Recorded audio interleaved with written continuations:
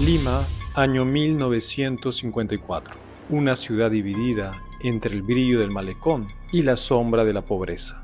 Entre Miraflores y Barranco, en la quebrada de Armendáriz, algunas personas que pasaban por ahí encuentran el cuerpo sin vida de un niño. En cuestión de horas, los diarios ya hablan de un asesino. En cuestión de días, el país repite el mismo nombre: el monstruo de Armendáriz. Pero detrás del apodo hay una historia mucho más oscura. Una historia de racismo, miedo y error judicial. Es la verdadera historia de Jorge Villanueva Torres. Para entender mejor este caso, hay que regresar al Perú de los años 50. Lima estaba cambiando, crecía rápido, las diferencias sociales eran enormes y la violencia urbana comenzaba a aparecer en los diarios. En ese ambiente, el miedo era el mejor titular y el racismo una costumbre silenciosa. Jorge Villanueva Torres era un afroperuano pobre y había tenido algunos problemas con la ley. Hurtos menores, peleas de cantina, nada grave. Pero en una sociedad que te juzgaba por el color de la piel, eso bastaba para poder ser señalado. El malecón de Armendáriz tenía la fama de ser en la noche un lugar peligroso.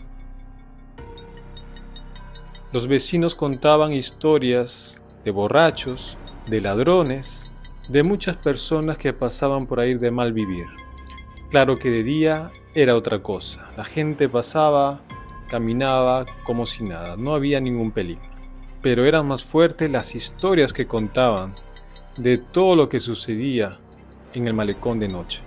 Y eso bastó para convertir en el malecón en el escenario perfecto para el horror.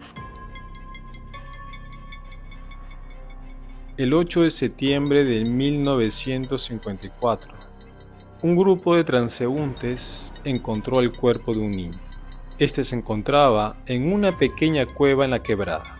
Los periódicos lo describieron como una escena atroz. Claro que muchos detalles fueron exagerados y también inventados. En realidad, la autopsia reveló heridas graves, pero los médicos no se ponían de acuerdo. Había sido asesinado, había sido atropellado y luego abandonado. En ese punto nadie lo sabía con certeza, pero la prensa ya lo había decidido. Había un asesino suelto. Días después, un vendedor de turrones, Ulderico Salazar, dijo de haber visto al niño con un hombre de piel oscura, y este hombre le compró un dulce en el malecón. También aseguró que este hombre tenía un dedo torcido y que podía reconocerlo. La policía organizó una rueda de sospechosos. Entre ellos estaba Jorge Villanueva y el testigo, sin dudarlo, lo señaló. Así nació el monstruo de Armendáriz, un hombre que vendía titulares y que sirvió para calmar la histeria colectiva. A Villanueva lo interrogaron durante varios días, hasta que finalmente firmó una confesión. Pero lo que cuenta él es que se vio obligado, ya que lo agarraban a golpes, lo amenazaban, lo torturaban. Nunca hubo evidencia física ni testigos tampoco. Solo una descripción ambigua y una sociedad dispuesta a creer lo peor. El juicio fue rápido.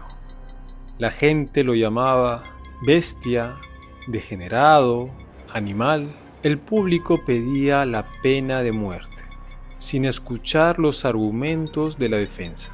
Los peritos forenses se contradecían. Algunos decían que el niño había sido abusado, otros decían que las lesiones eran compatibles con una caída o con un atropello.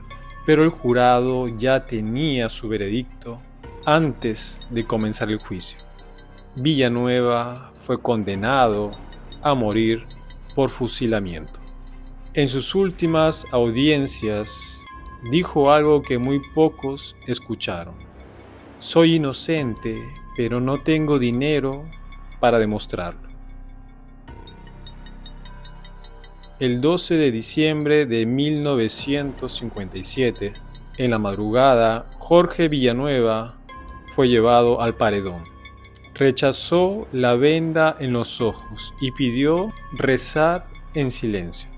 Sus últimas palabras fueron: me matan porque soy negro y pobre.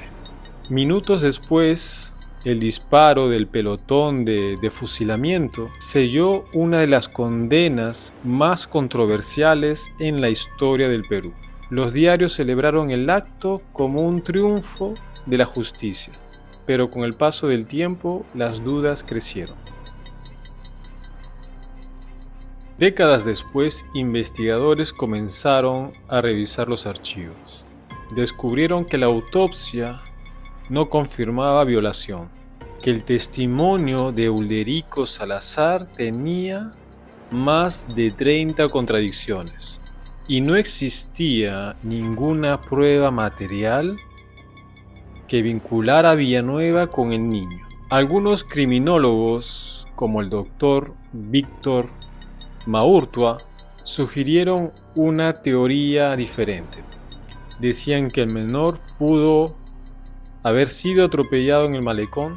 También se ha mencionado que el gobierno de Odría tenía que demostrar mano dura ante las rebeliones, ante la delincuencia, la poca delincuencia que había en esos tiempos. Y un caso como ese, de tanto impacto mediático, era perfecto. Así que todo apunta que Jorge Villanueva ha sido víctima de un sistema racista, un juicio mediático y un país que necesitaba creer en su propio monstruo. Y hoy, más de medio siglo después, su historia sigue siendo una herida abierta, sino de cómo la sociedad puede fabricar culpables cuando el miedo se apodera de la razón.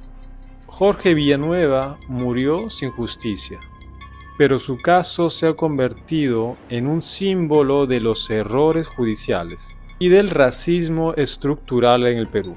Dicen que los monstruos viven en la oscuridad, pero a veces los verdaderos monstruos llevan uniforme, corbata y pluma de periodista. Si la historia del monstruo de Armendáriz nos deja algo, es una lección. Antes de señalar, antes de juzgar, hay que mirar más allá del miedo. Así que esta fue la historia del hombre que murió sin ser culpable. Hasta la próxima.